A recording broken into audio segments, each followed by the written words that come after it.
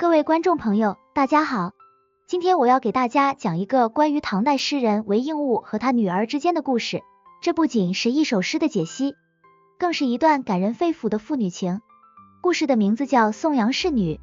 话说唐德宗建中3年，韦应物那可是唐代一位大才子啊，他当时正在滁州当刺史。年轻时他经历了丧妻之痛，留下2位年幼的女儿相依为命。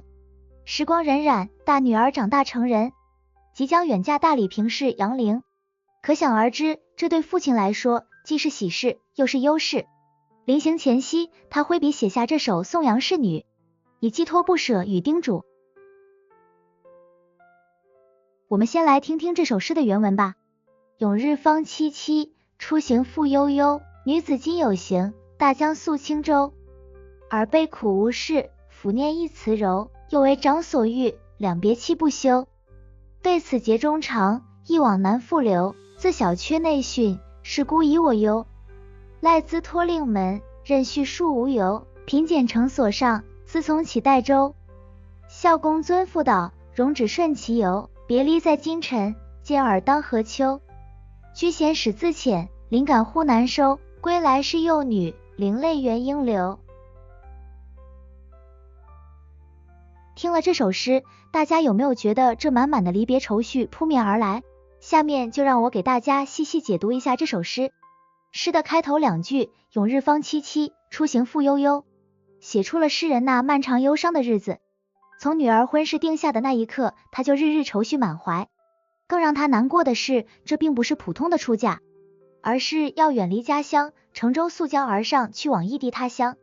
一个悠悠，让离别的画面变得更加苍凉。接下来，韦应物回忆起与女儿的点滴过往。尔悲苦无事，抚念一词柔，这句诗点出了女儿们自小丧母的可怜身世，没有母亲的呵护。作为父亲，他加倍的呵护这对姐妹，特别是眼前这个大女儿。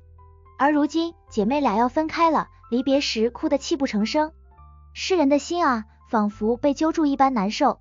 而诗的中段则写出了父亲对女儿未来生活的种种担忧和叮嘱。自小缺内训，是孤以我忧，这是说女儿从小没有母亲的教导，担心她在婆家侍奉长辈时会感到吃力。但所幸女儿嫁入的是令门，也就是一个品德高尚的好人家。她希望对方能宽容她，让她少受责难。然后她教导女儿，品检成所上，自从起代州。孝公尊父导，容止顺其由，清贫节俭才是生活中最值得珍惜的品格。嫁妆丰厚与否并不重要，而最重要的是要懂得孝顺长辈。